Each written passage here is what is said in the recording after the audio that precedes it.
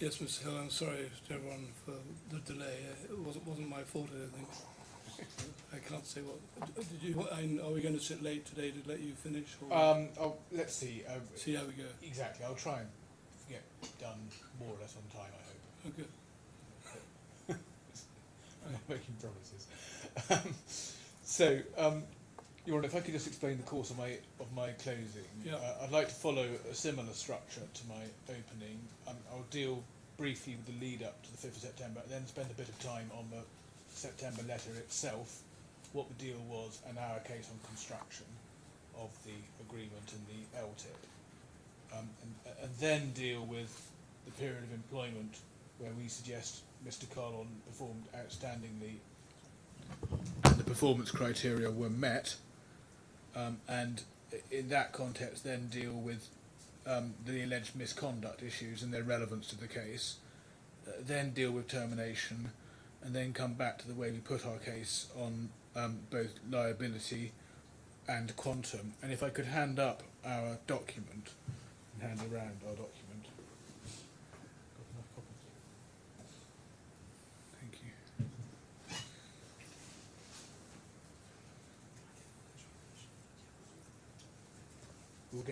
We'll get more copies.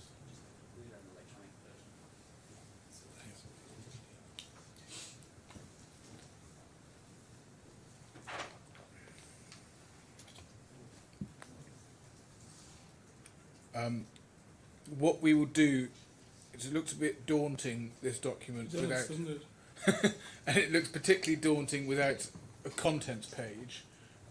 Things are helped by the top right hand corner that tells you what chapter you're in, as it were, but we can help a lot more, and will help overnight, by giving a contents page so you can see at a glance Yep. where things are dealt with. If I could just explain what is dealt with, there's 9 sections, I think. After the introduction, we deal at section B with the witnesses, and then at section C we give a factual chronology, and then at section D we deal with the contract and construction, and section E, Hold on. Yep. that's quite a long section. Section E is a short section dealing with the question of transfer or novation from the DMCC company to a DIFC company. Section F then drills into the claims and how they're put against the corporate defendants. And then section G deals with the claims against Mr. Gupta. And section H deals with quantification. And section I is just a sentence on conclusion. So that's the document. As Your Honour will appreciate, it has been put together. It has involved a lot of sort of midnight oil. We hope there aren't errors in it. We will keep checking it, and if there are, we will obviously pick them up and you correct them to the court. And we also hope that we've complied with what you wanted, which is to be clear where things are new from the opening argument. Is that the difference between the black and the blue? Broadly, there's one tweak to that we explain on the frontispiece, and again we hope it's helpful, where there's a completely new section, it's like a new area, such as witnesses. We haven't put that in blue because it's obviously a complete new section. But if that's confusing, we're happy to produce another version of that. I think even I can cope with that. I'm grateful. So anyway, I hope that's all been done accurately, and we will correct things if it's not. So can I just check, some of the text in black then, apart from the new bits about witnesses, some of the text in black is verbatim what was in your opening? That's correct, yes. Yes, exactly. And if it's in blue, if it's in black, it's either verbatim from its opening, or if it's a whole major section, it may just be an obvious new section. Yeah. That's helpful, thank you. So, starting with the events leading up to the 5th of September letter and then coming on to the agreement itself, what I'm really going to do this afternoon is speak orally to Your Honour, and then from time to time I will dip into the document, but try to give an oral presentation as much as I can rather than just reading out. It's easier, I must say, I find it easier to concentrate on either oral or written. I agree. If everyone's shooting between the two, you Yeah, miss and I'm miss not bits. going to do that. What I will do is say there is a topic and it's dealt with in our Yeah. document. But then, unless you want me to, I wasn't then going to read it out. I was going No. to assume you're going to take that away and look at it. We suggest that there are a number of points of background significance that I foreshadowed in opening and the evidence clearly established.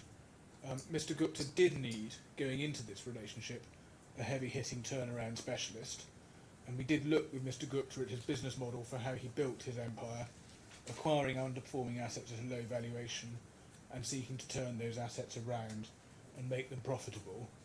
And all those assets were heavily underperforming assets. The Ostrava plant, as Mr. Gupta accepted, was particularly problematic, but all of these assets needed a turnaround. And Mr. Gupta accepted that Mr. Kahlon was exactly the kind of heavy hitter he was looking for, with his impressive credentials from ArcelorMittal. He saw him, as he said in evidence, as a top-notch leader. He fitted the bill well. He was an aggressive go-getter and passionate achiever. And there are three relevant aspects to that. First, it reinforces why Mr. Gupta was willing to pay big money to get the right person to turn the businesses around. He did accept he was offering very significant money, which was described in the documents as wealth creation, as we saw in the email from Mr. Marwar to Mr. Gupta.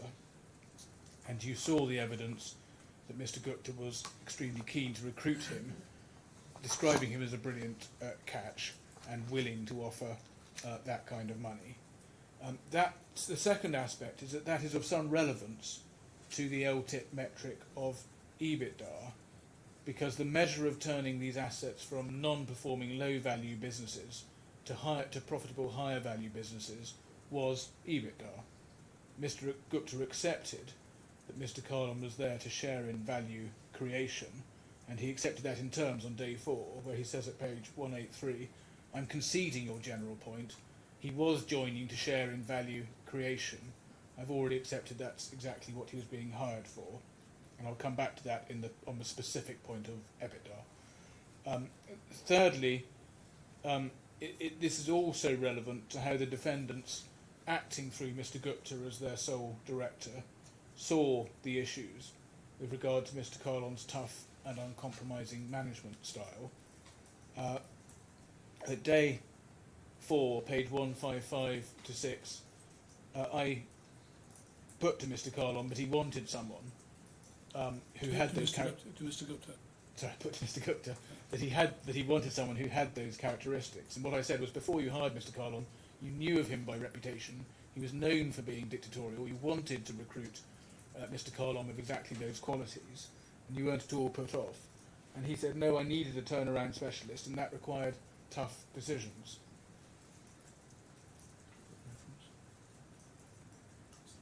Yes, thank you. The next point.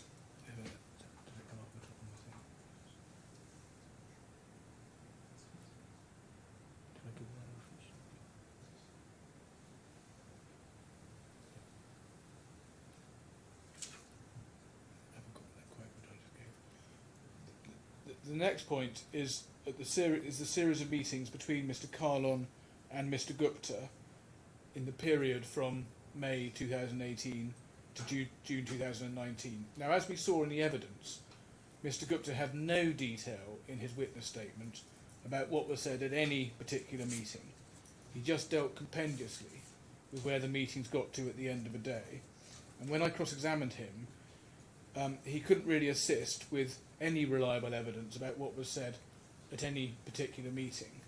And that wasn't very satisfactory, we suggest, and we do invite you, to the extent that you think it's necessary to get into what may have been said at particular meetings and how the discussions evolved, we do invite you to prefer Mr. Kahlon's evidence in general on that point. It's the only detailed account you have, and while of course these were meetings a long time ago, and no one's recollection of any meeting and what was said is going to be perfect, in broad terms, we suggest Mr. Kahlon's account is a credible and likely account. But we also accept that the exact detail of how the discussion evolved at particular meetings isn't of critical importance to this case, because all that really matters is what had been agreed and mutually understood by the end of those meetings, before things were then handed over to Ms Timms for papering up the deal. And to that extent, we do accept that, of course, Mr Gupta did at least address that salient question, although we would suggest not in a satisfactory way in terms of the content of his evidence. And just to get to the substance of what was agreed between Mr Gupta and Mr Kahlon by the end of the meetings, we invite you to reach a number of conclusions on that. First, there unquestionably was discussion and agreement about the key terms of the remuneration package, and in particular the LTIP. Now, I noted in my opening that the defendant's skeleton seemed to be trying to rather distance Mr Gupta from whether there had been discussion and agreement on actual commercial terms. And so it proved when he came into the witness box, where he also sought to distance himself, at least at times, because in my submission this was one of the many areas where his evidence went back and forth and wasn't internally consistent. And as the cross-examination progressed, he did accept eventually, and I think on a number of occasions, that he did in fact discuss and agree matters such as the 30 million LTIP. And so we invite you, when considering all the evidence, to reject those parts of his evidence where he sought to distance himself and sought to suggest that matters were so general and high level that they didn't descend to the commercial terms and the remuneration terms, because the discussions plainly did. Does that matter, in the sense that I think the evidence came through quite clearly that the 5th September letter was intended to be a binding thing. I say thing deliberately, so as not to say it's a contract necessarily or an offer or whatever. But and I think Mr Gupta accepted that too. It still matters because it's still relevant to interpretation. So, for instance, on the question of EBITDA, and was EBITDA inherently part of the deal, we say it matters that the parties essentially reached agreement in principle that EBITDA was part of the deal, and that's what they were papering up. And that's just an example. And we say, I see. Even under, if you like, even if English law applied and one was looking at factual matrix in an English law sense, that would be relevant. But it's even more relevant under DIFC law, where the subjective intention of the parties is also relevant. So we say one can plainly take into account a prior agreement that's essentially being papered up in this binding document. And just on that, we do say that Mr Gupta's attempts to distance himself were impossible in the light of his evidence. And when I refer to his evidence, there was first his evidence on the jurisdiction challenge, which Your Honour will recall I took Mr Trehan to. And if I could just quickly call that up, I'm afraid I don't have my references. It's at bundle I.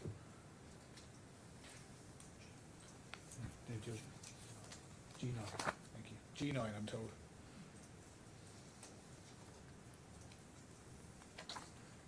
And from recollection, it's from about paragraphs 9 onwards, I think. If the operator could put page 2 and page 3 up. Yes, it's paragraph 8 onwards. His evidence of the jurisdiction challenge was quite clear at paragraph 8 that the discussions involved discussing the key heads of terms of his role and his remuneration package. And then he went on, paragraph 9, to say agreement to the key aspects of his role and remuneration package, albeit he does say subject to written contractual terms. And then paragraph 11, he says again, once we had claimant and I had reached agreement on the high-level role and remuneration terms, he notified Miss Timms and asked her to take the necessary steps to formalise the offer. And then he says at 12, whilst I was heavily involved in a discussion with the claimants regarding the commercial aspects of his employment terms prior to him commencing employment. So no doubt in that evidence that Mr Gupta was discussing and agreeing commercial terms, and that was also, at least in my submission, the clear gist of his main witness statement in this litigation, which also made that very clear. And again, and my learned friend rose at times when I was putting that to Mr. Gupta. But I do invite you, when considering your judgment, to look back at what the witness statements actually said. If I could go to Mr. Gupta's second witness statement at H7.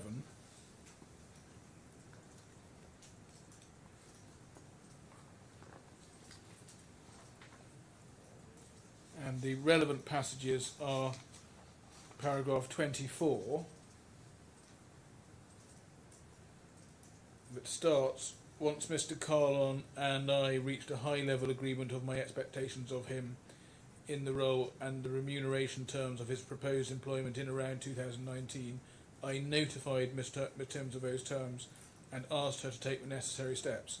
Now, my learned friend rose to emphasise the words in around August 2019, but that intervention made little sense, because it's clear what the gist of his evidence is, which is that there was a high-level agreement and then a handing over of the process to Ms. Timms. As it happens on the evidence, the last meeting between them is June, and there is then a papering up in August. So the fact that those words in or around August 2019 are there doesn't in any way alter the point I'm making, which is that there was a high-level agreement and then a papering up process. So I rely on that, and I also rely on all of paragraphs 25, 26 and 27 and their sub-paragraphs, which in my submission again make it clear that Mr. Gupta's high-level agreement did extend to the 30 million size of the LTIP, and in fact extended beyond that, including to the 50% ratchet and the like. So we do say any attempt by him to distance himself from agreeing these matters was hopeless, and hopeless on his own evidence. So the second point about these discussions is that undoubtedly we say they did extend to Mr. Kahlon having an LTIP of 30 million based on 10 million per annum over 3 years. First, that's in my submission abundantly clear from Mr. Gupta's own evidence, including the passages of the witness statement I've just referred you to. Secondly, he accepted it in cross-examination, where, just to give one example, day 4, page 166, he said, this is consistent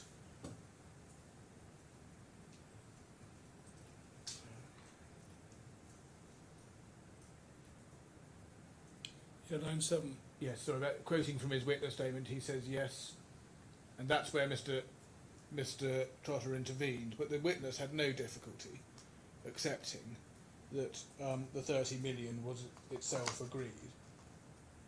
And then if I could go on,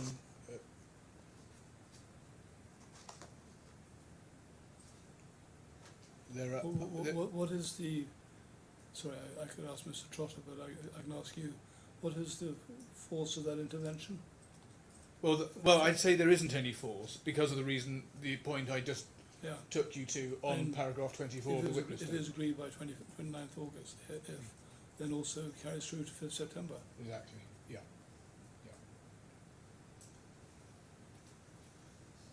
And Mr. Gupta, clear on his evidence as a whole, that this had been agreed, and it had been agreed, including up to the extent of the 30 million. Yeah.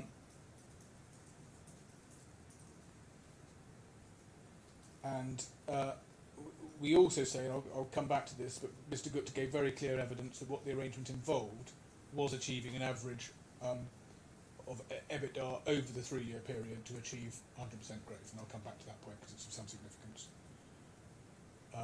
And just to jump ahead, we do say, given the clear evidence that Mr. Gupta gave as to what the understanding and deal was, that the defendant's approach of simply comparing a base period to the 3rd year, particularly the 3rd year long after Mr. Kahlon had actually left, and saying that is the comparison that anyone had in mind, is quite wrong and inconsistent with what Mr. Gupta understood to be the deal, but also inconsistent with what is a common sense deal, and I'll come back to that point.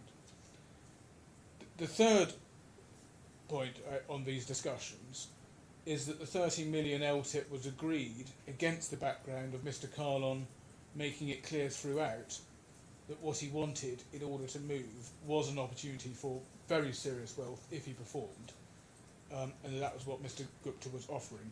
Now, Your Honour will recall we spent a lot of time in the cross-examination of Mr. Kahlon on the issue of what the real value of his existing stock options and so on were at ArcelorMittal, and whether he had exaggerated their value. That cross-examination related in particular to the document that was at J tab 40 page 2, if the deck could just be called up just so you recall which one it was, and various other documents. Now, we suggest that the cross-examination was somewhat inconclusive on its own terms. That's the document where Mr. Kahlon, under wealth creation, talks about loss in one fixed portion, the loss of long-term stocks, and then he says at the bottom, this is versus 35 to 45 million range of earnings at ArcelorMittal in next 5 years, depending upon the share's value.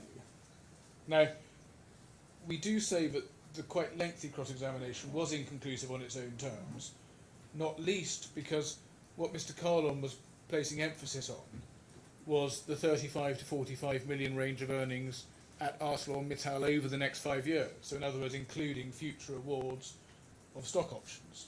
It was a long-range value assessment, and that wasn't really what the cross-examination targeted, which was only focused on the value of some existing options. But the important point, even leaving aside whether the cross-examination of him got anywhere, the important point was that Mr. Kahlon was demanding a very substantial wealth opportunity, which he described as wealth creation. And Mr. Gupta knew that was what he was asking for, and he agreed to it. So you're saying if he was bluffing, it doesn't matter? Exactly.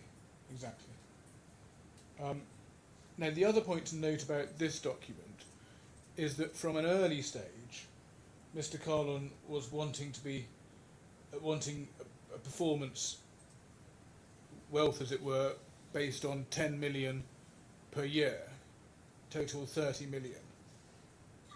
And you can see that at 2 little a. And that was a position that he was insistent on to the end. And you'll recall there's a document at J tab 1013.1 page 2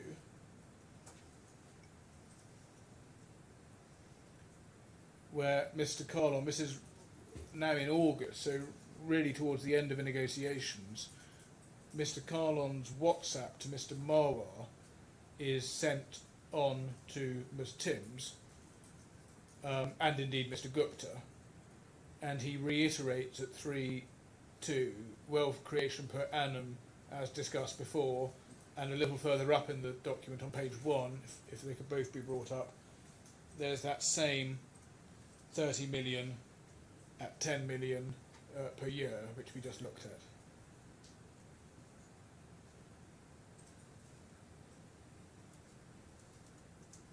And he said Mr. Khan says he needs to yes from Mr. Gupta with a proper offer letter. So that's the third point. The fourth point is that EBITDA as a growth measure was, we suggest, quite plainly agreed. And although it's been a matter of hot dispute throughout this litigation and has led to a whole area of expert evidence about how standard it would or would not be to have EBITDA as a metric, Mr. Gupta in fact accepted quite freely and frequently that EBITDA was what the parties had discussed and agreed. And I'm not suggesting that he was consistent in all his evidence about that, because as on other things he went back and forth. but to a wide extent, this point was readily accepted by him. And Mr. Gupta also accepted the background to why EBITDA was the metric that the parties intended when they referred to 100% growth, because EBITDA was regarded as a proxy for value, and Mr. Gupta consistently saw it as a proxy for value. And that was clear both in his oral evidence and in the documents. Starting with the documents, we've given the reference, you'll recall the WhatsApps with Miss Timms that made this point very clear. If I could just give you the reference to that. That's the infra-build WhatsApp. Yes.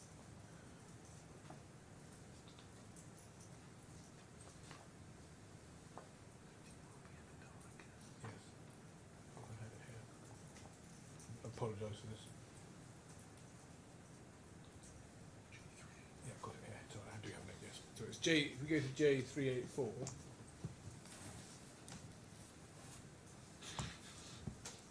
this was the WhatsApp exchange between Mr. Gupta and Ms. Timms in relation to the InfraBuild CEO and his proposed LTIP package.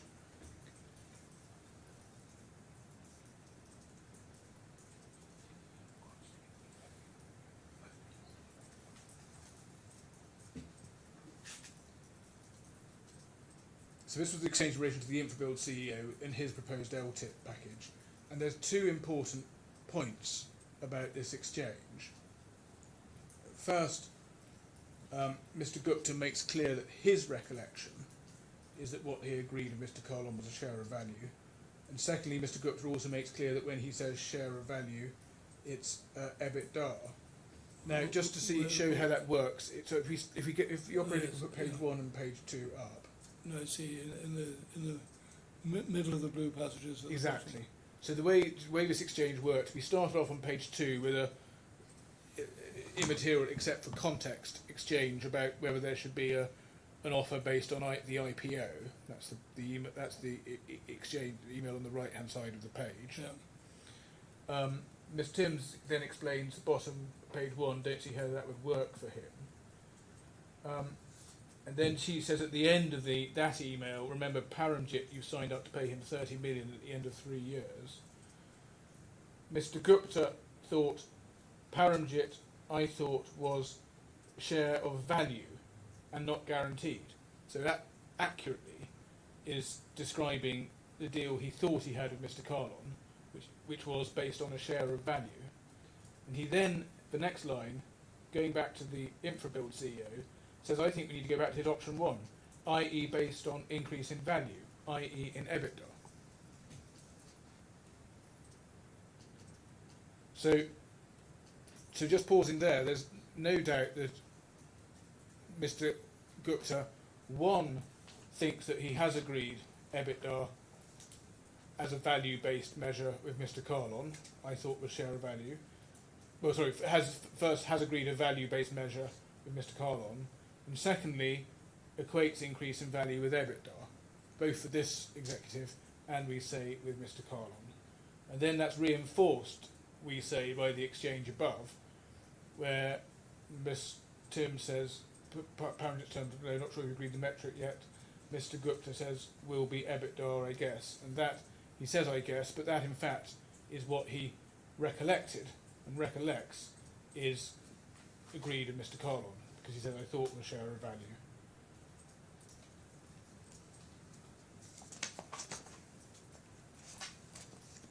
And there are other points that arise in relation to the resulting deal that's reached on the LTIP with the InfraBuild CEO, and I'll come back to that separately.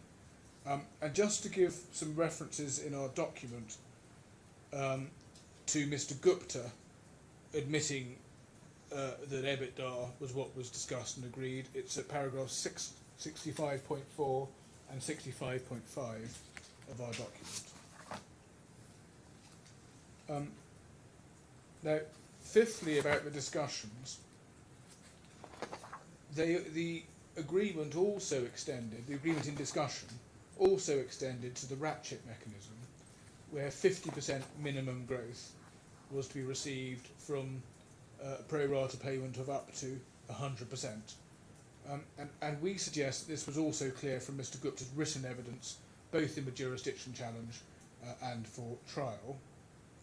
And as I've given you the references to his trial evidence, we say it's clear because not only does he specifically refer to the ratchet in his trial evidence, he also says that the high-level terms were agreed, and this was on any view one of them.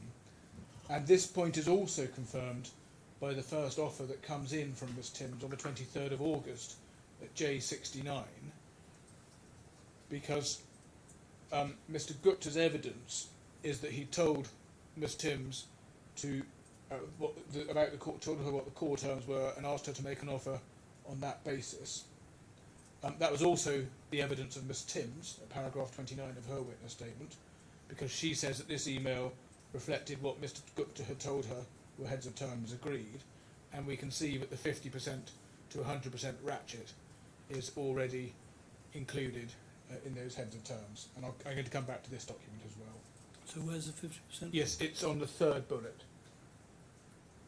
Gate for any payment Oh, yeah. to be 50% uplift prorated up to 100%. The sixth point is that the agreement did, we say, include Mr Kahlon having a 3-year term.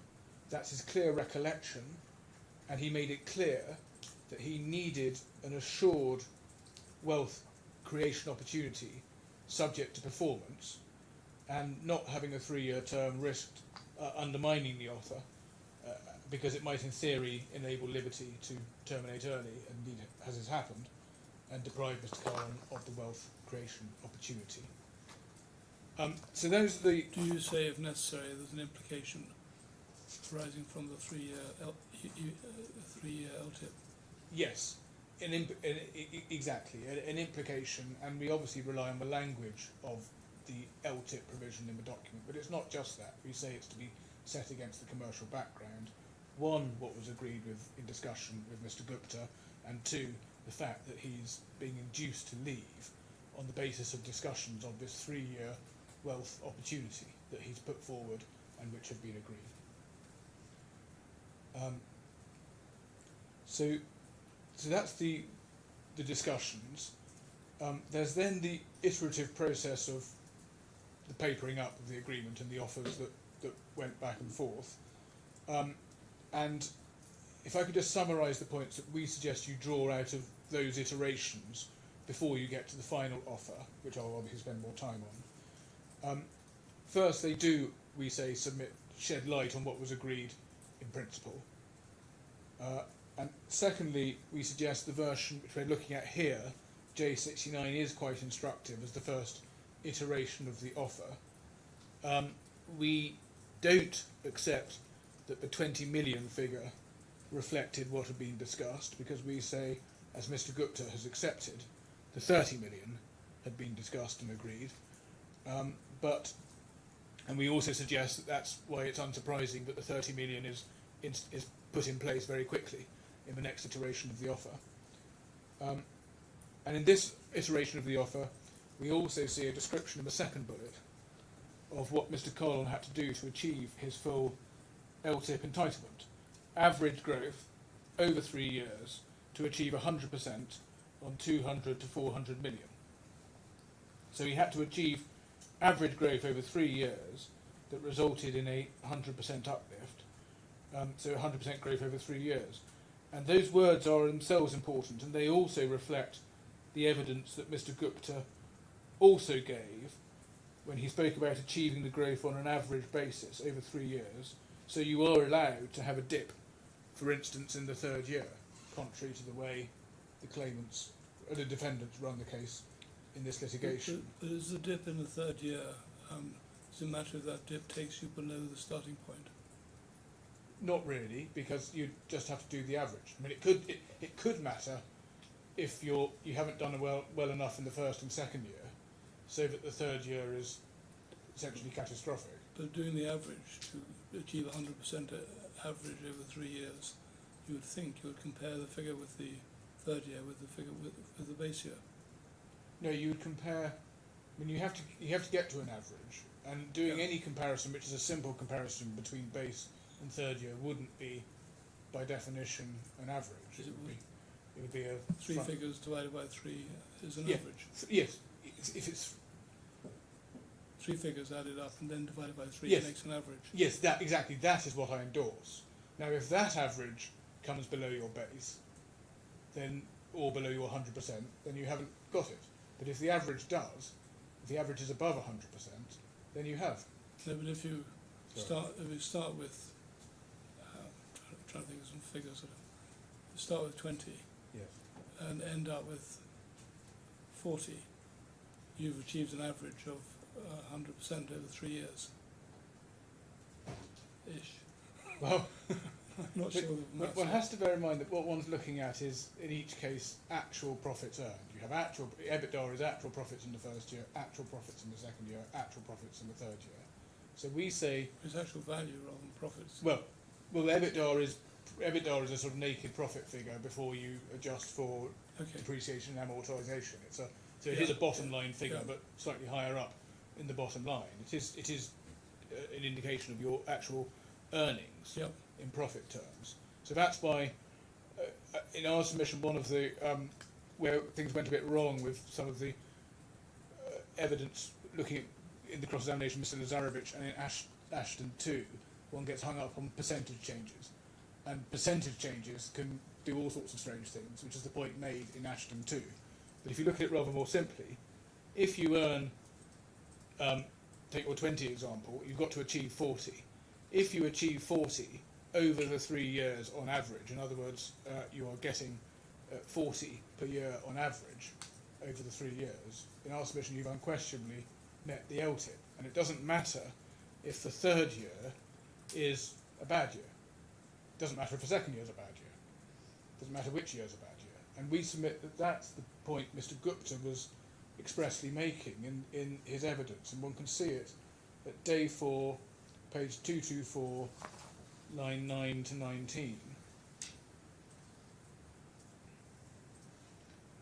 where Mr. Gupta said, "Sorry, my lord, sorry. It doesn't mean, for example, you can't achieve the full, can't earn the full target if you achieve all of it in the third year. It is an average of those 3 years. It's the target to achieve that much per annum on average. It doesn't matter that you're not entitled to it if the average is uneven. So if you earn nothing, if you don't achieve growth in the first year but you achieve it in the second year, or if you have a dip in the third year, all of that is irrelevant. It is an average.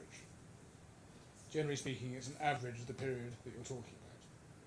So, in my submission, unquestionably, if you're in a world where your average per year over the 3 years is over 100%, then unquestionably you have met the LTIP requirement.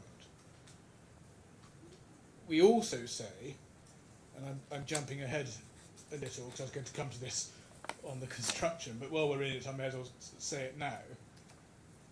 We say that is, if you like, unquestionable. You've clearly made it in those circumstances. If per year, on average, over the 3 years, you are over 100%, as Mr. Kahlon was.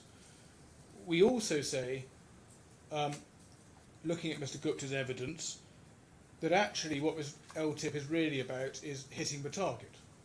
In other words, getting on an annualised basis, this is the point I made in opening, getting on an annualised basis to 100%. So in fact, he had hit his target twice by the end of the second year. He'd hit it in the first year and he'd hit it in the second year. So you don't even need the averaging. The averaging is belt and braces and make it beyond doubt. But on our case, in fact, it would be triggered even before then by him hitting the target in the first and second years. And then the final point on this, and again we don't need it because we're in a much stronger case than this. If it had been the case that he had been on track for 100% and only got to 100% in the third year, which is our sort of 33 or 26% compounded, we would say in those circumstances that would also be hitting the LTIP. But we don't need that because he does so much better, as it were. So he's not in the world where he's struggling to meet the LTIP but gets there eventually. He's in a world where he, if you like, does it easily on an average basis per year over the 3 years. Now, we were looking at bundle J69.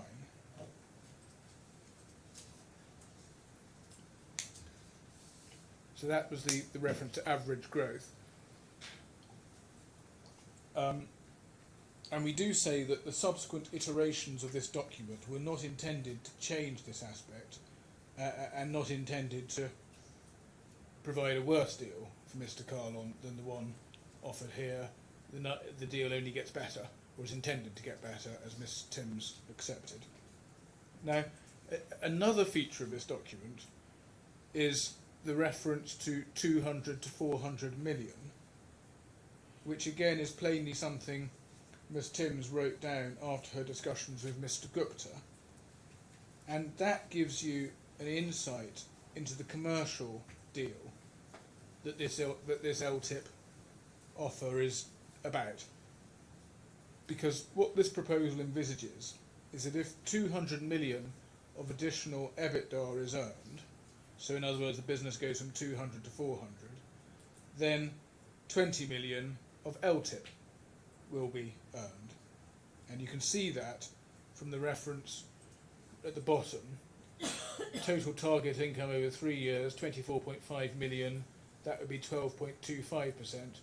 4.5 of that 20 is just 3 years worth of the fixed element at the top of the page, which is 1 plus 5, 1.5 times 3.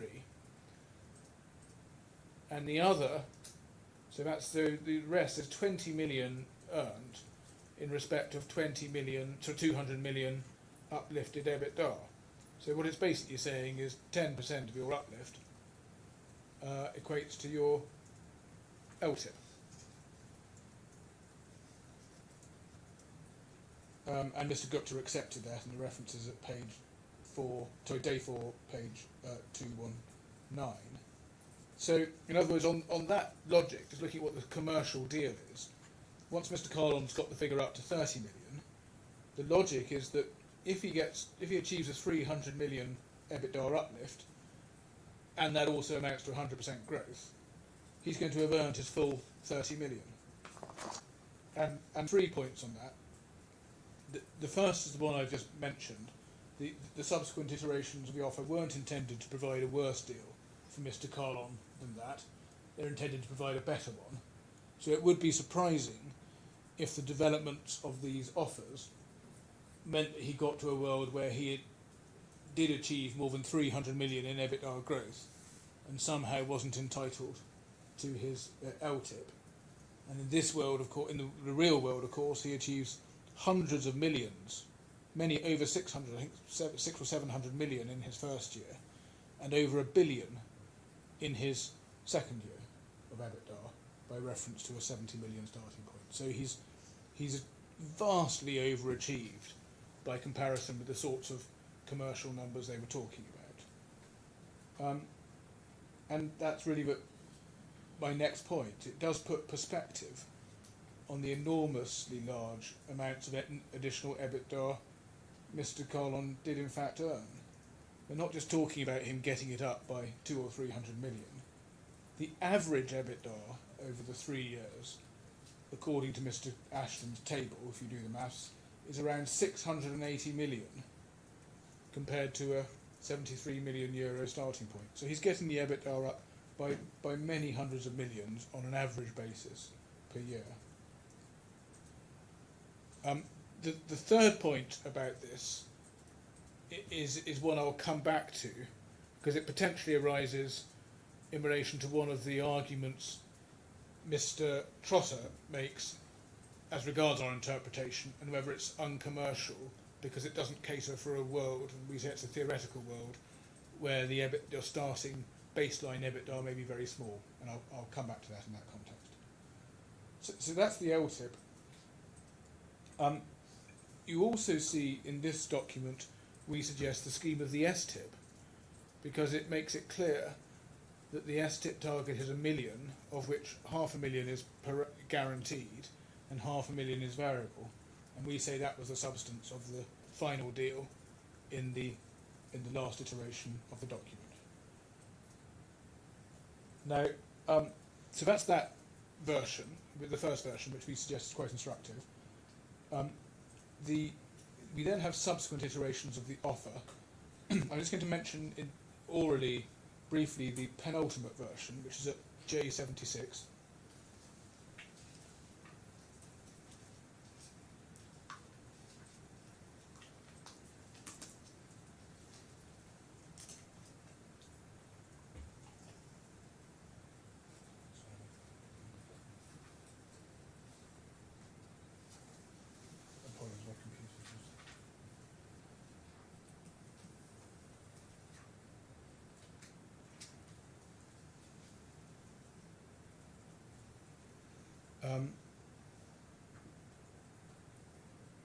So the wording of the LTIP is now clear that it's 10 million per annum, and it says at this point paid after 3 years for 100% growth, minimum growth 50% to achieve 50% reward. And we suggest nothing here was intended to change the description of average growth in the first iteration of the offer. And then in relation to vesting, we accept that in this version of the offer, Ms Timms does make clear at the top of the page that the vesting would only be after 3 years. She says because of the quantum. You see, the LTIP would only vest after 3 years because of the quantum. Now that language was changed in the final version of a letter, which we'll come to in a moment, and changed in a way that we suggest does indicate that partial vesting was contemplated.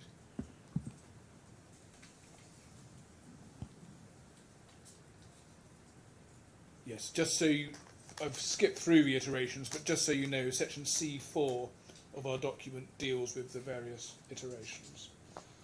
And if I could now come to the final and signed and binding version of the agreement, which is J80. And I might be able to speed up my submissions just because of the exchange we've just had. So first, unquestionably, this is a binding document, and we do say the defendant's arguments to the contrary are untenable, and this was confirmed with the witnesses. It is expressly binding in the first line of a letter. If the operator could put both pages up, page 1 and 2 up, Mr. Kahlon is asked to indicate his acceptance by signing and returning, and then over the page, again, you've got the clear language and signatures of a binding document, and a document regarded by both sides as binding. And as we saw in the evidence, over the years that followed, there are multiple references to all parties treating this agreement as a signed and agreed deal, and Ms. Timms and Mr.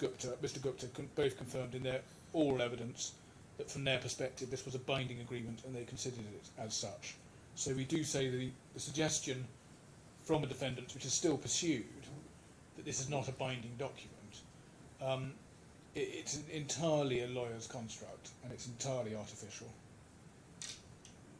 Secondly, the LTIP was itself part of the binding deal, and the terms of it were expressly, and we suggest sufficiently, agreed and certain for the court to give effect to it. The only metric that one needs in order to implement this agreement is the growth metric, and that was, we say, agreed as being EBITDA, and as I've explained. And once you factor in EBITDA, this is a full workable LTIP. Thirdly, the construction of the LTIP is less difficult, we suggest, than the defendants argue, and the conditions of it are plainly satisfied in this case. And if I could just run through again, I think hopefully quite quickly, because we've already debated this, how it works. He does have to hit 100% EBITDA growth to achieve his LTIP. Performance is 10 million per annum based on performance over a 3-year period. That's what the contract says. So each year has a performance benchmark of hitting 10 million per annum. And if he hits his benchmarks, that amount accrues and will already be paid at the end of 3 years. We suggest, this is the point I just made, if he in fact gets all the way to the target, all the way to an annualised 100% increased EBITDA early, he has, as it were, done it. He's obtained his full LTIP value. But even if we're wrong on that, and we suggest we're right, he unquestionably hits his LTIP target if he achieves average growth, as I've said, over the 3 years of 100%. And that's the 3-year average EBITDA, aggregating the 3 years and dividing by 3.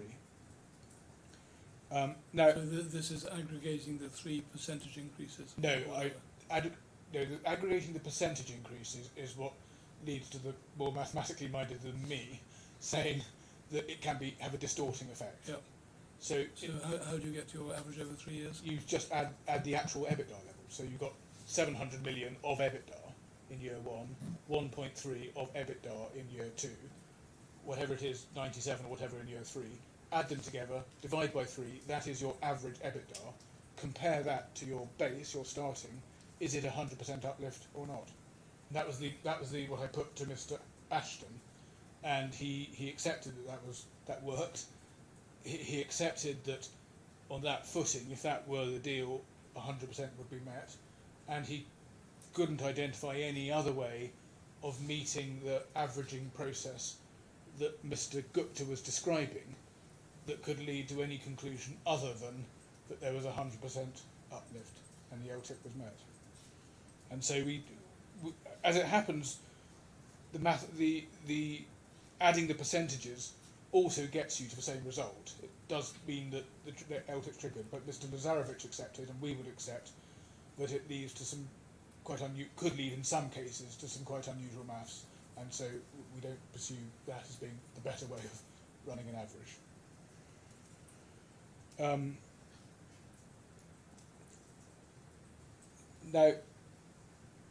And then if Mr. Kahlon leaves early, we do say the effect of the 10 million per annum, if it's been earned, is that the entitlement accrues if his performance has been sufficient to entitle him to it. So while if Mr. Kahlon stayed, it would ordinarily be paid out at the end. If he goes early, he still has an accrued entitlement, and it falls to be paid out. So we say, in the events that happened, on being terminated early, Mr. Kahlon was entitled to 100% of his LTIP if he had met the 100% increase in value by reference to EBITDA, which he had.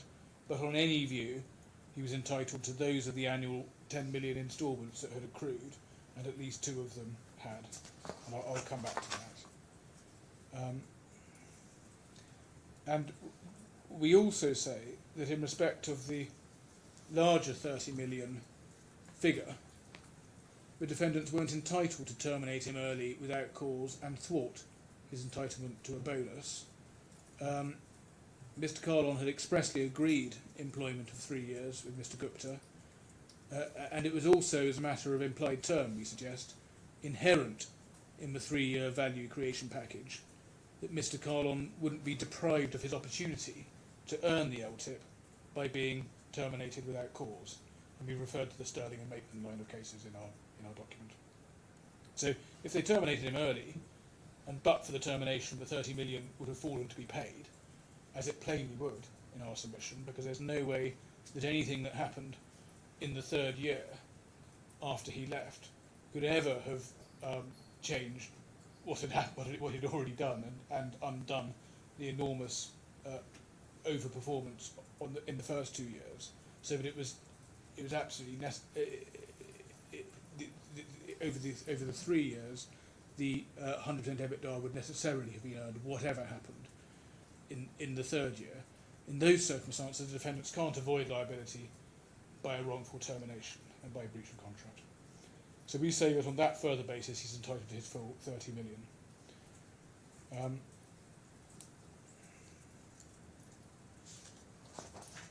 Now, just pausing there, if we could look at Mr. Ashton's report at I-28, page 31, because I've been bandying numbers around without any of us looking at them, which is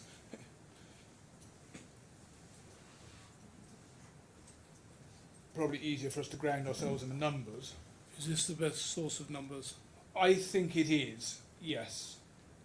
I'll be told if there's a better one. Yeah.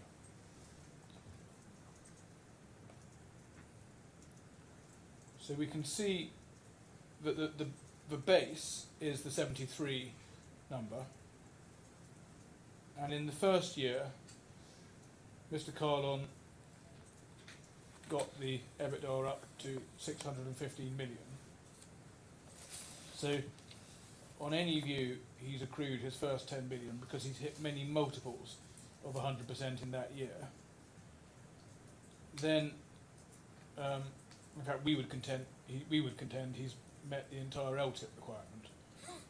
Then in the second year he has again got to 1.3 billion this time. So that is well over 1,000% as compared with the base. It's also, as it happens, more than 100% year on year. So again, on any view, one, he's met his 10 million benchmark, but also two, we would say the entire LTIP requirement has been satisfied. And then by the time of his third year, yes, it goes down, but the averaging of adding 615 and 1.378 and 45 and divided by 3 is vastly in excess of 100% uplift. We've got an average figure in the region of 680 million euros. So it's many hundreds of millions of euros on average uplift per year, vastly over 100%. It's in the region of 8 to 900%. And again, looking at it as the average, he has unquestionably, we say, made his LTIP entitlement. And just to be clear, you say it doesn't matter that the EBITDA for year 3 is significantly lower than the starting point. No, that doesn't matter. No. And It could matter in a different case. It occurred to me that one of the point of a LTIP is to encourage growth on a sustainable basis. Yes, but that was really what Mr. Gupta said. It doesn't matter if there's a dip in the third year. You're looking at performance over 3 years, and that's again the reference in Mr. Timms' first iteration. I hear what you say about that. Yes. One way of interpreting Mr. Gupta would be, you don't mind if there's a dip, provided, whether it's first, second or third year, provided that at the end you've achieved 100%. Well, I'm not sure that would work if it's the third year, because if it's a dip in the third year, what he's dealing with is you in the third year looked at its own, you may not be at 100%. Well, it depends whether you're talking about a dip on the previous year or a dip, a reference to base. For example, the dip of 45 on the third year here is 97% dip as compared with the second year. Yes. And but I would suggest that what he's saying is, if you like, the opposite. He's saying you can have a bad year. He's interested in the average, and the average you get by looking over the 3 year period. Yeah. And the 3 year period is you get to add the 3 together and then divide by 3. And it's always also on the facts of this case. One should also never lose sight of the fact that the third year that we're talking about here is one that ends in December 2022. After he left. Yes, exactly. So it ends between December 2022 and June 2023. So for those businesses where one's looking at December 2022 year end, it's not entirely after he's left. One gets a few months.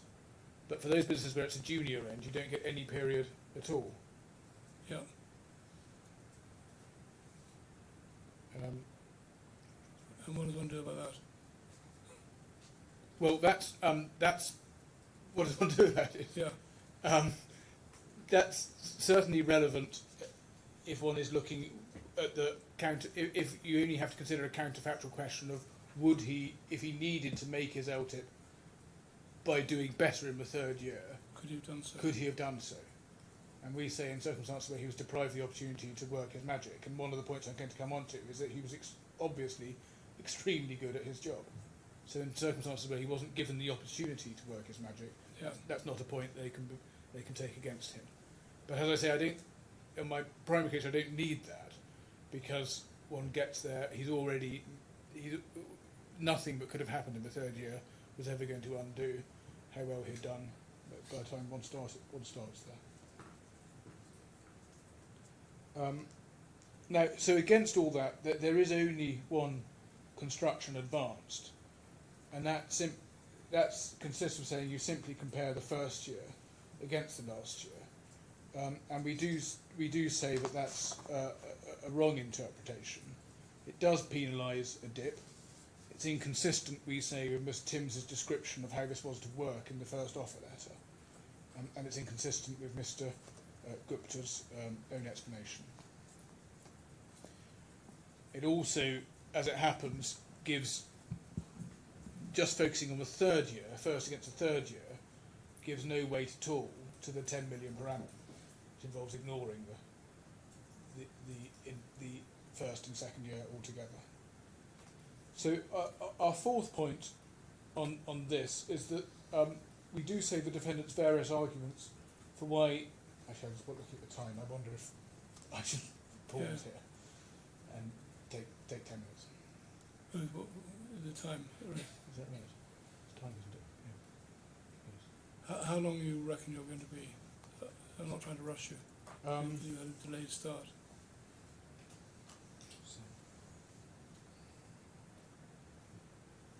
I will, if I could have 45 minutes after the break, I'll try to get through the material in that time. That's the right idea, is it?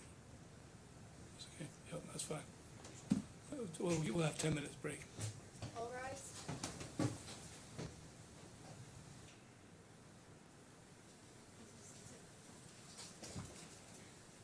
Yes.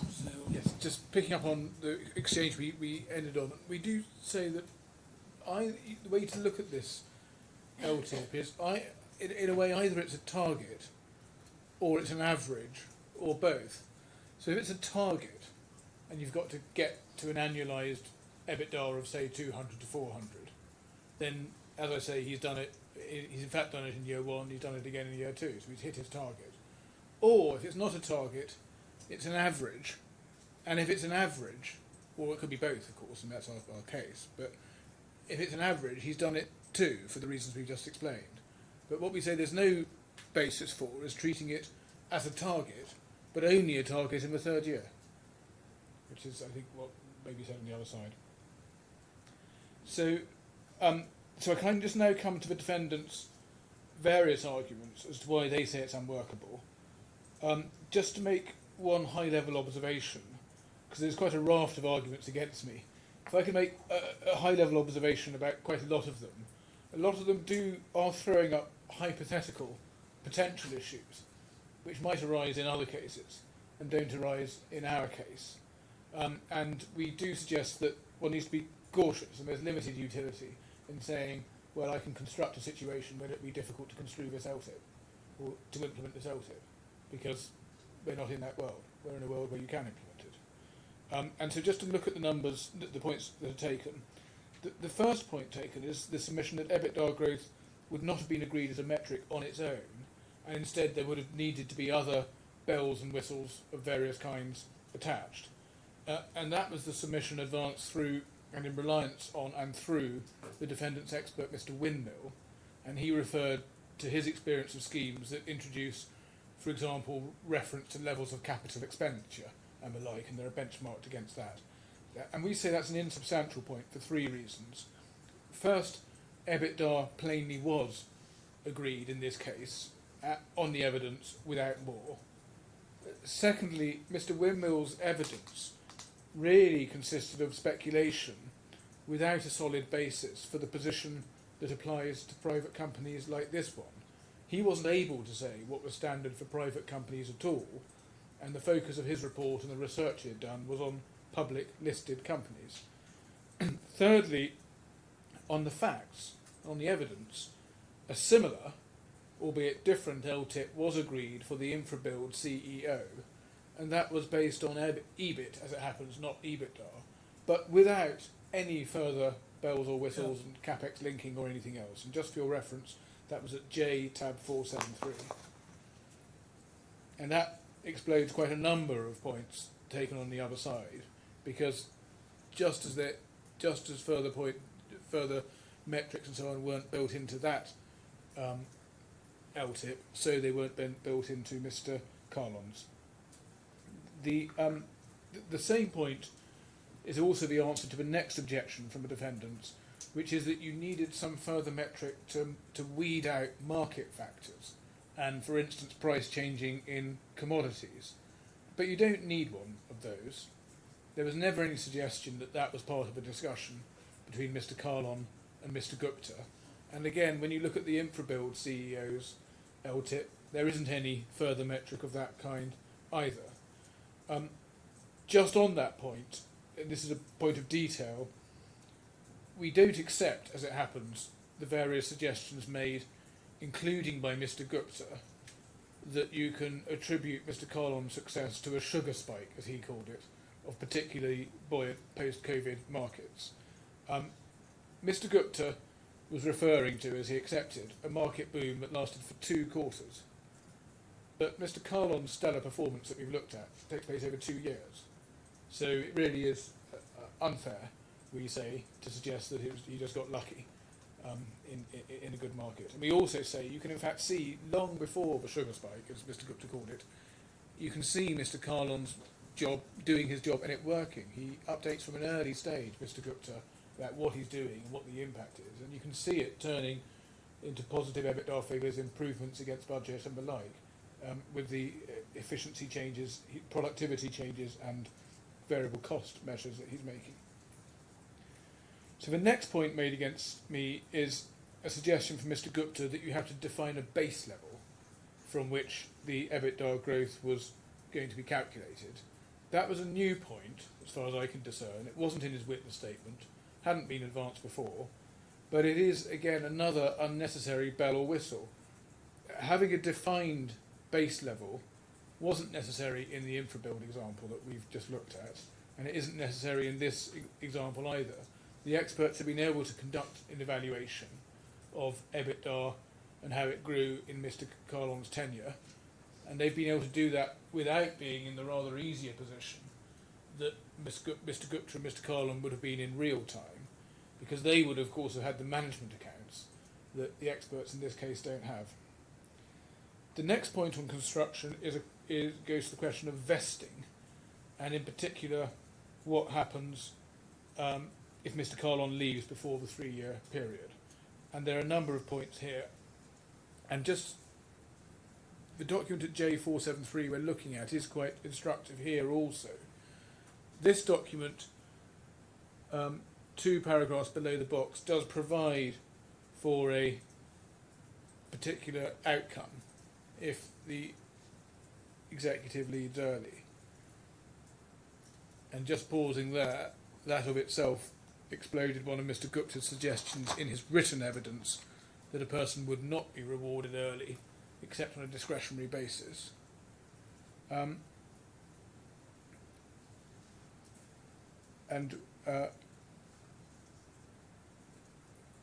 We say there are, although this is the provision in this case, there are 2 features of Mr. Kahlon's contract that protected him against the risk of being terminated early. The first is the accrual system, and the fact that the LTIP provided for an annual accrual, we say, by reference to its achievements in each year at 10 million per annum. And we do suggest that our interpretation of this 10 million per annum being something that accrues is the only one that gives proper weight and effect to putting in the 10 million per annum wording. And all the arguments on the other side, as far as I see them, simply involve treating the really ignoring the 10 million per annum and giving it no weight or meaning at all. So that gives him some protection. On that construction, we do give particular weight in the agreement to the words fully vested at the end of a 3-year period, it being the LTIP being partially vested prior to the 3-year period. So that's one protection. And the second protection in respect of leaving early, we suggest, is the protection of the minimum 3-year term. And then we also, as I say, make the Sterling and Maitland implied term in that context. So if I could take a step back and just give the court really my hierarchy of points as to why, despite being terminated, Mr. Kahlon was still entitled to his LTIP. First, because he was entitled to a 3-year term, and on the basis of a 3-year term, the full LTIP at 30 million was unquestionably earned, as I've described. Secondly, because even if there wasn't strictly a 3-year term, and we say there was, the defendant couldn't just terminate him and deprive him of the opportunity he had bargained for his LTIP. And thirdly, because he had his accrued rights. So that's that point on vesting. The next point is a theoretical one, that it would be difficult to implement the LTIP where there's negative EBITDA, where one has a negative EBITDA starting point. But that's a theoretical concern in this case, because the most appropriate approach is to aggregate units, as Mr. Windmill accepted, and when you aggregate units you have a positive starting point. So it is an interesting theoretical issue. No doubt in the real world, had Mr. Kahlon obtained stellar growth and there had been a negative starting point, there would have been a healthy debate, probably a commercial debate, as to what that means for his LTIP. But we're not in that world, so it doesn't matter. The next point is an objection based on the fact that EBITDA levels may be very small, so that 100% EBITDA increase could be quite easily achieved with a relatively low level of actual increased EBITDA. And then it said against me, will it be uncommercial for him to get his full LTIP if he's only got a relatively small level of EBITDA uplift in value terms? His actual increased earnings are quite small. Now again, that's entirely theoretical on this case, because he's achieved hundreds and hundreds of millions, in fact billions, or over $1 billion in EBITDA growth. But if you were in a hypothetical world where there's a relatively low level of base EBITDA, and the executive had in fact only earned quite a small amount of additional money, but was saying, look, my LTIP's been triggered, the answer to it, I think probably, would be that the defendants in that world would say, well, hang on, that's not really the commercial deal that we entered into. And it would be them who were saying, look at the discussions. We were talking about 200 to 400 million. We're talking about whether or not you've been earning hundreds of millions of EBITDA. You can't, because your base starting point is 10 and you've only got it up to 20, you can't say, I'm entitled to my 30 million, because that wasn't the commercial deal we entered into. So in that world, it would be them on the other side of the fence, running arguments of that kind, potentially with some substance. But again, we're not in that world, because we're in a world where what's happened is entirely commercially sensible and exactly in line with the commercial discussions. The next point seems to be a query about whether it be right to include the Australian operations in the aggregation. And I think the point is that given the original proposal at an early stage was for Mr. Kahlon to run the European operations, and the Australian operations were subsequently added into the portfolio, although in fact he assumed control of them within around a month of each other, so there's nothing in that. And we suggest nothing turns on this point. His job title shifted to include the new responsibilities. There was no renegotiation of his LTIP when they added the Australian portfolio in, and it's entirely right when working out whether he's met his LTIP requirements to do the aggregation of the kind that Mr. Windmill accepted was the right thing to do. What are the figures if you exclude Australia? They are significantly lower. Yes, Australia is a big contributor. Do we have a Yes, they'll be in reference? that. They will be in the table we just looked at. Yeah.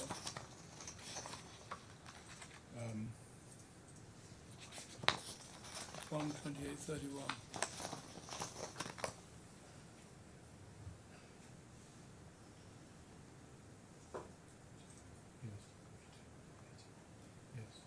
So Bell Bay, is it? no, LPMA is the LPMA. is Australia. So he's still got in Galati and Ostrava. He's still, in fact, earning a lot particularly in year 2 on these other elements. It's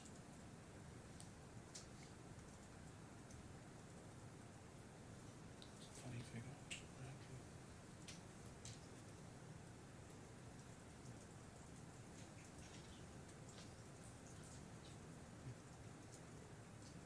Yeah.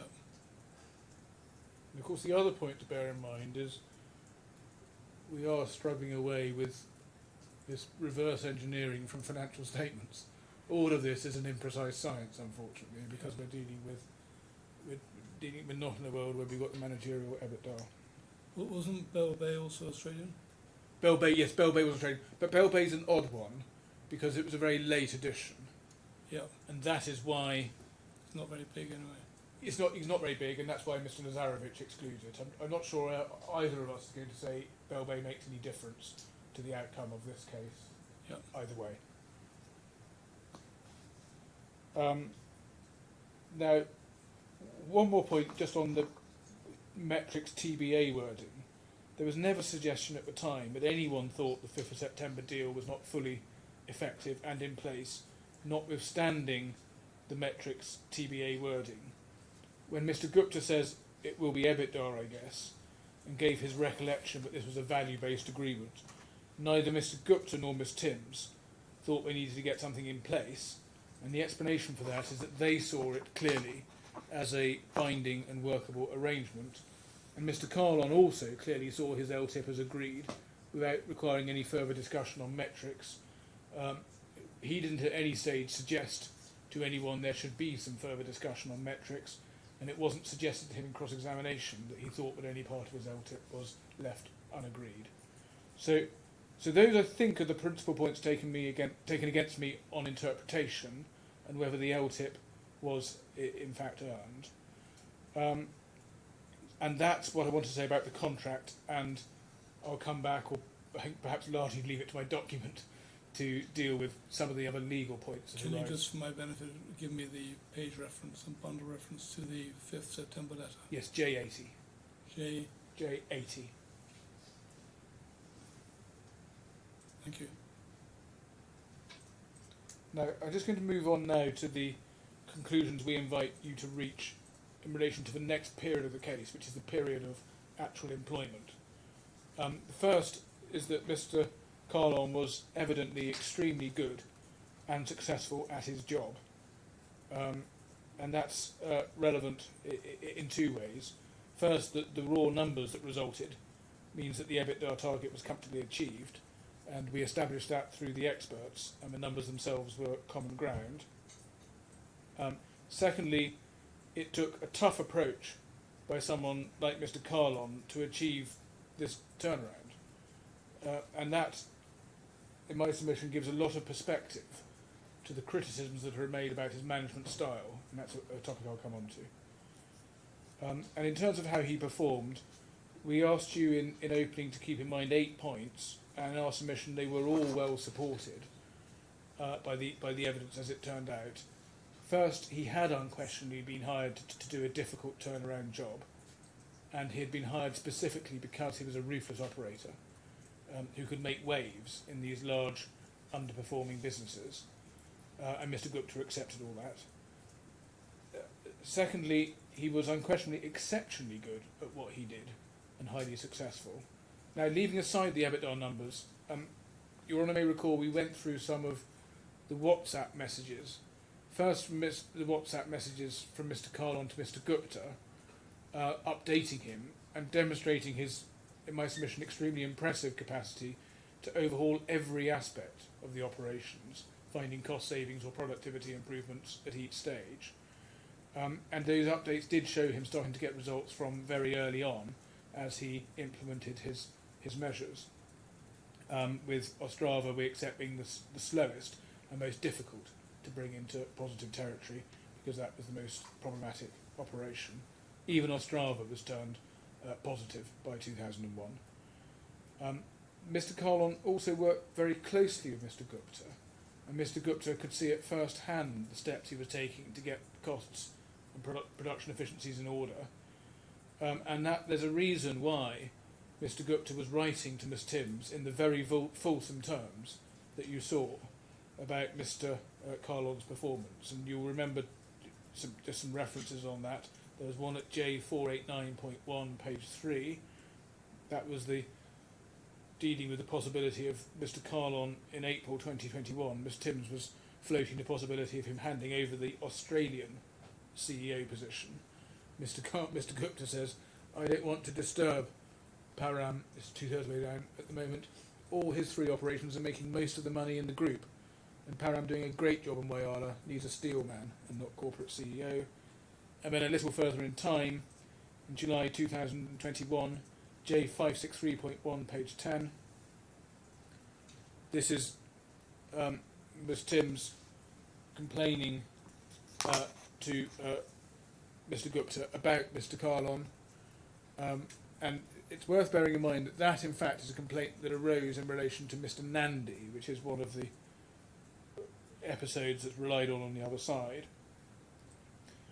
And Mr. Gupta's response, which you've seen, I'm not going to take lots of time rereading it now, but you'll remember that response about his dictatorial behaviour, and then the long list of achievements from Mr. Kahlon, one of which is that he's breaking all norms and leading ahead of the majors on prices and volumes. And that's relevant to the suggestion that he was just floating in a rising tide. He was leading ahead of the majors on prices and volumes.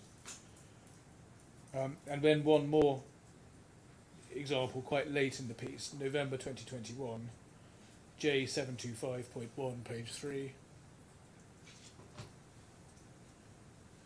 This is on Mr. Kahlon's bonus, but it's the Param, and he's 2/3 way down to the full bonus.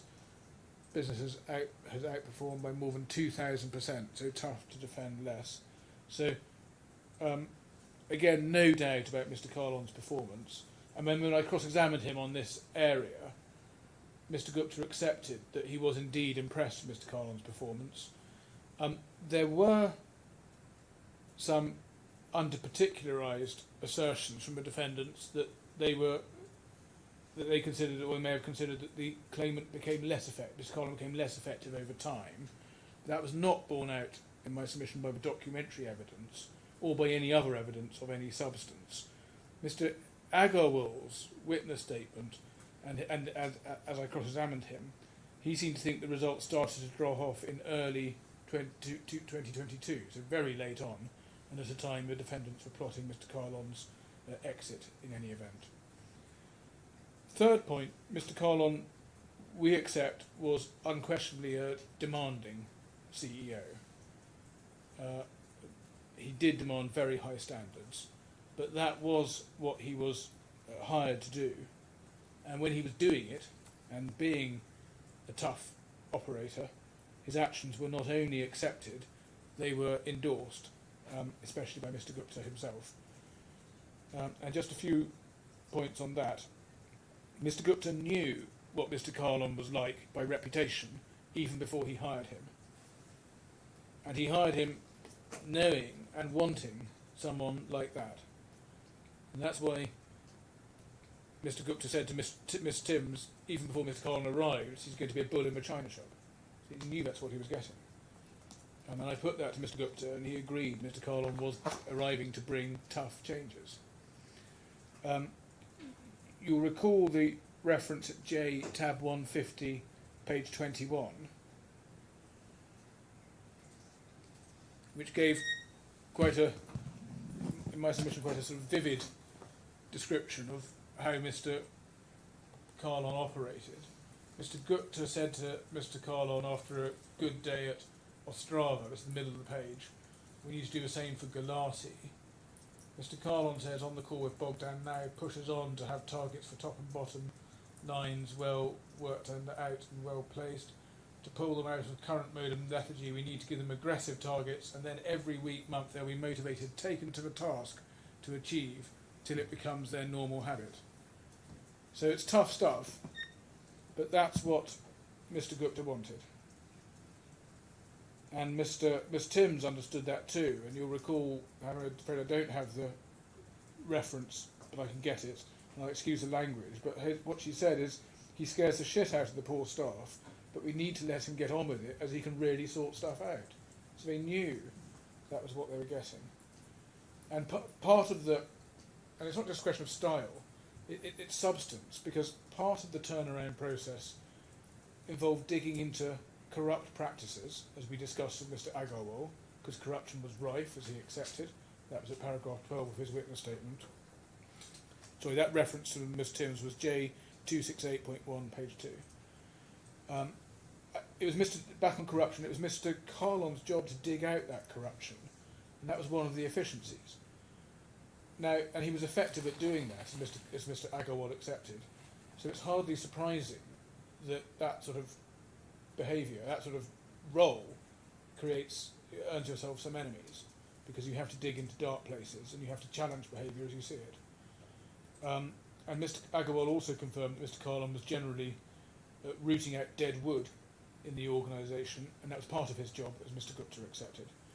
And so we do say it's unfair to be facing the kind of defence we've seen in this litigation, with the defendants raising points such as the easing out of Mr. Pascal Genest, who was the Ostrava CEO, the moving on of Mr. Barve, who we saw as a witness, who was seen as underperforming. This was exactly the role that Mr. Kahlon had been hired to perform, and I'll come back in a moment if I have time, to those specific examples.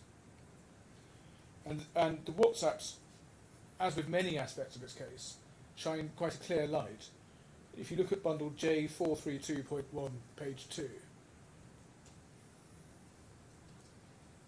this was Mr. Agarwal's conversation with Miss Page 432. J432.1, page 2. This should be Mr. Agarwal's conversation with Miss Timms on WhatsApp, where he says at the top of the page he had just had a good 2-hour long chat with Mr. Agarwal. Sorry, Mr. Kahlon had a 2-hour long chat with Mr. Agarwal. And Mr. Agarwal considered Mr. Kahlon had a good and legitimate reason for every step he's taken, and very clear to him. And then just a little lower down the thread on the following page, he says he's really not a total monster, vouch for that, just can't contain his frustration, has no filter. He's shaking things up and is digging in places that people don't like, so it's normal they push back, I guess. And we suggest that is the reality. And the Genest and Barve episodes are quite telling, because those are two of the very few episodes the defendants measured on in their witness statements as being, if you like, the highlights of what was going wrong with Mr. Kahlon. But in relation to Mr. Genest, what happened there was that Mr. Kahlon was telling Mr. Gupta at the time that he was, as he put in his language, ratcheting up pressure on Mr. Genest, who might leave as a result. And he told Mr. Genest, told Mr. Gupta, don't entertain a direct approach from Mr. Genest, and Mr. Gupta was fine with that. And that was at bundle J, tab 150, page 32. Now, on the same day, Ms. Timms was complaining about Mr. Kahlon's treatment of Mr. Genest and expressing her concern that Mr. Genest might leave.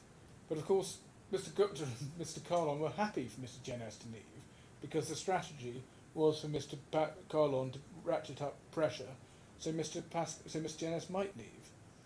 So that led to the response from Mr. Gupta to Ms. Timms at J288.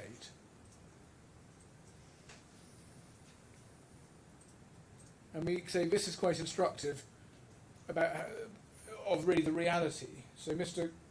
Gupta says, I'll see if I can tame him, ideally once he's back in a couple of weeks. So, a couple of weeks, nothing urgent. See what I can tame him. See if I can tame him. And just pausing there, of course he's not trying to tame him, because he's being told at the same time by Mr. Kahlon that he's ratcheting up pressure on Mr. Genest, and Mr. Gupta says, okay. But then he says, accurately, this is what we signed up for. He's well known to be tough, but brings results. And then, again accurately, he gives the real world perspective on all this, that we need to make money or all our values will not save us from going bust. And then he makes the point about our perpetual God in Lex Greensill has poured insane amounts of money, but even he will run out of steam if we don't perform now. And that is extremely important, because this was all existential. So you've heard evidence from 2 HR people, and no doubt people in HR who are receiving complaints would have much preferred Mr. Kahlon to have behaved and conducted himself in a gentler manner. But they were in an existential crisis, and Mr. Kahlon needed someone who was not very HR friendly, but who would get the job done.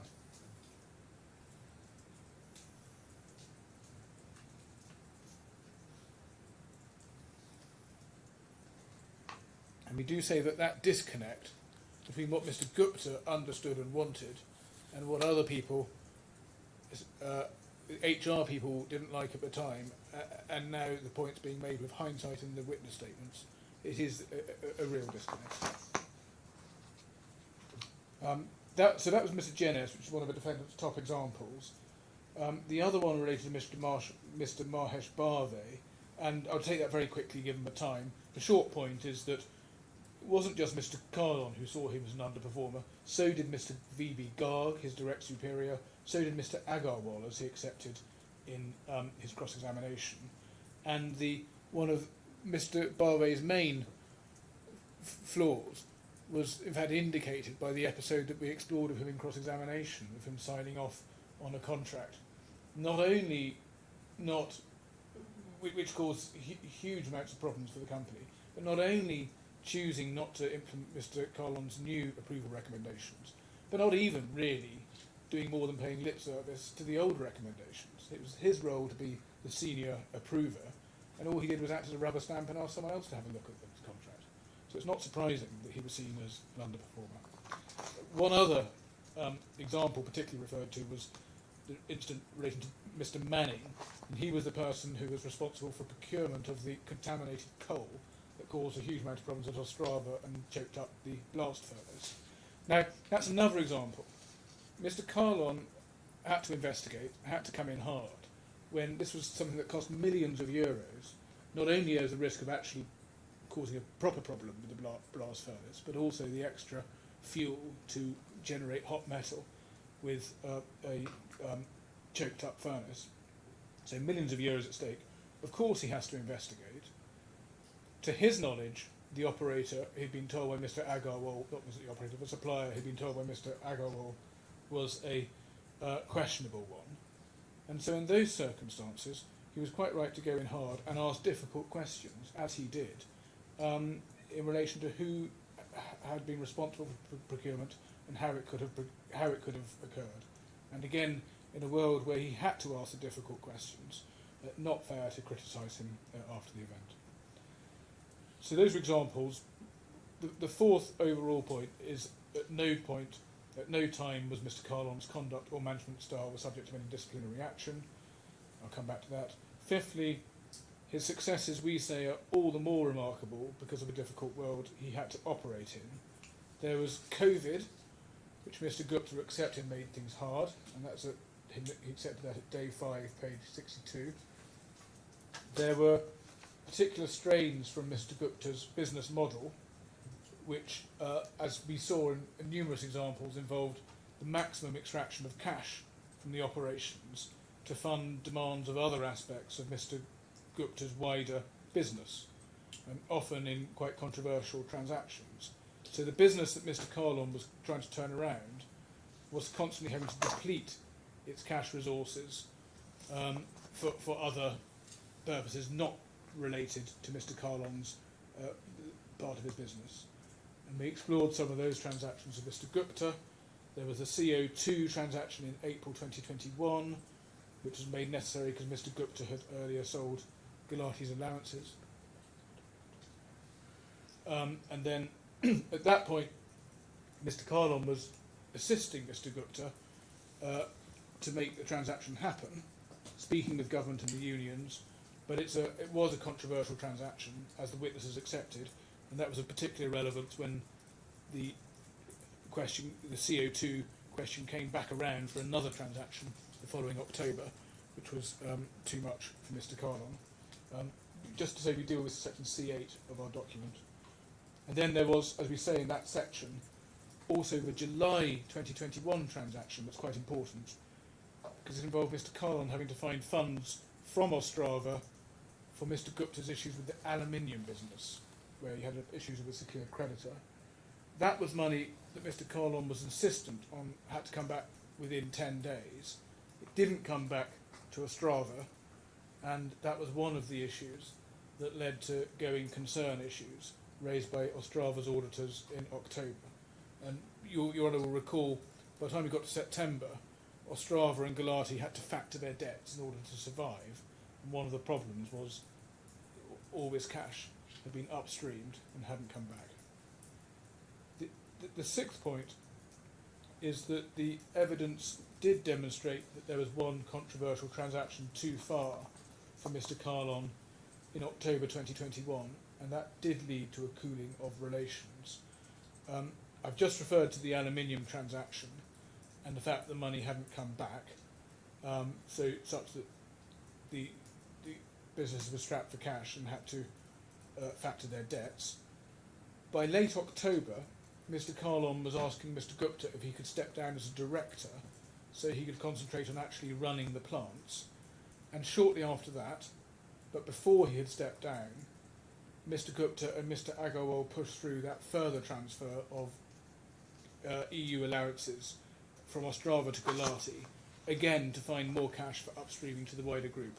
That transaction happened without Mr. Kahlon's involvement. It led to the emails that we looked at in the evidence from both the CFO of Ostrava and Mr. Kahlon.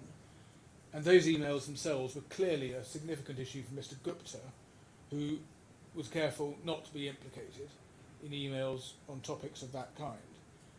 And on any view, the upshot of that episode, and you'll recall Mr. Gupta giving some quite unusual evidence on that, in that he plainly was very upset with the CFO, but all the CFO had been doing was identifying the exposures of Ostrava to the wider group, which the auditors were saying were giving rise to going concern issues. Mr. Gupta's evidence was that wasn't how the CFO should be behaving in pointing out those issues. So it shed quite a revealing light on the way he conducts his business. But on any view, the upshot of that episode led to a cooling of relations between Mr. Gupta and Mr. Kahlon. Seventh point is that it wasn't until February 2022 that Mr. Gupta was ready to dispense with Mr. Kahlon, and we say that was after he'd essentially done the job that he came to do and implemented his efficiencies.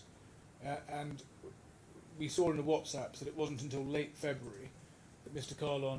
Gupta confirmed to Ms. Timms he was ready to move on Mr. Kahlon.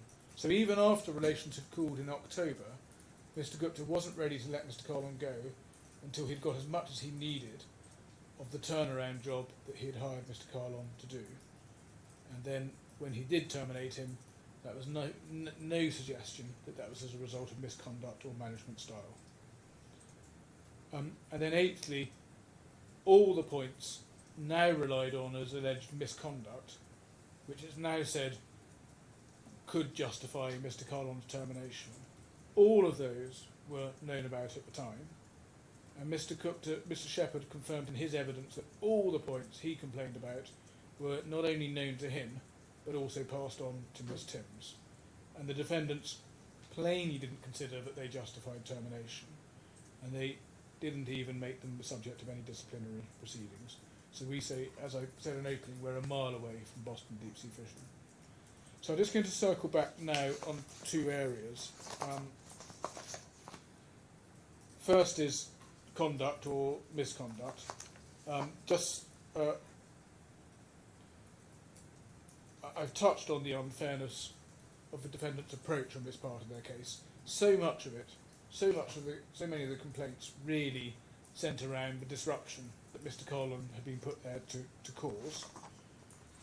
And in two of the three examples I've mentioned, Mr. Gupta knew what Mr. Kahlon was doing because he told him about it, and Mr. Gupta had no problem with it.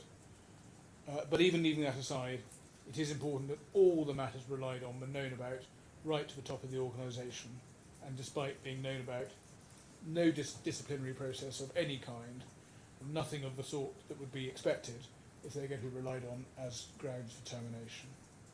And more than that, they were not relied on the facts at all in connection with termination. The company terminated him under the pretext of a restructuring, which Mr. Gupta's evidence is, his witness statement evidence says is just a pretext. So we do say it's not open for the claimants now to rely on any of the misconduct or points which they have put in their witness statements and in their pleading, all of which were known about and not relied on at the time. Just the second area, just to circle back on, is the termination itself. We suggest that the evidence does show quite clearly what happened. Mr. Gupta's relations with Mr. Kahlon did cool, especially after the falling out in late October. Mr. Kahlon was less useful to Mr. Gupta when he wasn't part of the most inner circle willing to facilitate transactions without demur. And Mr. Gupta's own evidence on that point in his third witness statement, bundle H10, tab 10, page 7, is quite revealing. Paragraph? Sorry, it is paragraph 27. So this is dealing with the October incident, which I took him to. But he said there his inappropriate and unprofessional conduct had already been incredibly disruptive, and I talked to him about that.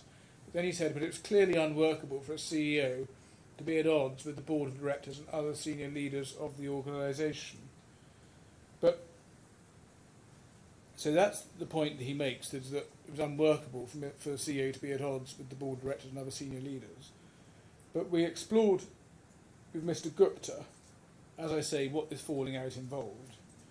And it involved, as I say, the CFO making complaints on emails about Ostrava's cash position, and then a complaint from the same CFO in the same exchange complaining about the further CO2 transaction being proposed at a time when there were all these outstanding amounts and there were going concern questions from the auditors.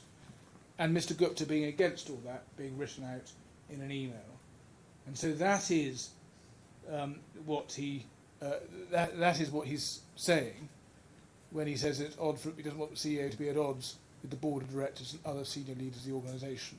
And all Mr. Kahlon was doing was saying that he was not aware of the transaction that was due to take place, and indeed he was not aware of it and was told about it afterwards. He was given an apology afterwards by both Mr. Gupta and Mr. Agarwal in there, and you can see that in their WhatsApps, and we've given the references in our document. And then, just when the termination did happen, Your Honour will recall how it was presented in Mr. Gupta's WhatsApp. Mr. Kahlon was given a 24-hour ultimatum, either resign with the agreed payoff or be terminated on the basis of restructuring, which from Mr. Gupta's evidence was not the real reason for the termination. So it wasn't on any basis a termination for misconduct, as Mr. Gupta indeed accepted. Now, I've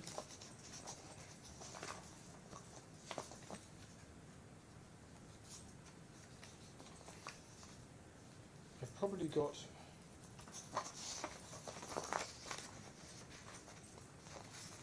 about another 15 minutes. I wonder if I could have tomorrow morning between 9:45 and 10 by 15 minutes, because then what I got to cover, I got to say a little bit about the claims. That most of it's in my document. I just want to just touch on a couple of points orally, and I want to say a little bit about the claim against Mr. Gupta.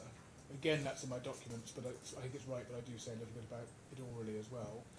And I think I will probably do it quicker and more efficiently if I just spend 15 minutes on it in the morning. Yes, well, given we put you in this position by starting late, I can't really see that we can object. Is it an inconvenience either of you? Well, only that it erodes into tomorrow morning. I'm very happy. Sorry? Only that it erodes into the time tomorrow, but It's not making inroads into, if we start at 9:45 and let Mr. Hill finish by 10. yes. Well, yes, I'm very content either way, either to sit longer now to allow Mr. to finish so we have a clean start in the morning, or if Mr. wants to do it that way, then and it's more convenient to Your Honour than when Your Honour's hands are- who's going after Mr. Hill? You're going next, or Yes. Mr. Burgess? Yes, I'll go after Mr. So I think I'll be more efficient if I just have a clean start at 9:45. That's fair enough. Right, we'll resume at 9:45. Are you going to say anything about? There was an awful lot of fuss made in correspondence before this case started about which law applied and all that. I'm going to touch most of issues I had are probably better with a cold towel than a document. Yeah. I'm just going to touch on them, but I'm not going to try and develop an argument on them. It would be, I think one would need to allow a lot more time to develop the legal argument. There's something in your document about Yes, that. there is. There is. Yeah. Right. 9:45 tomorrow.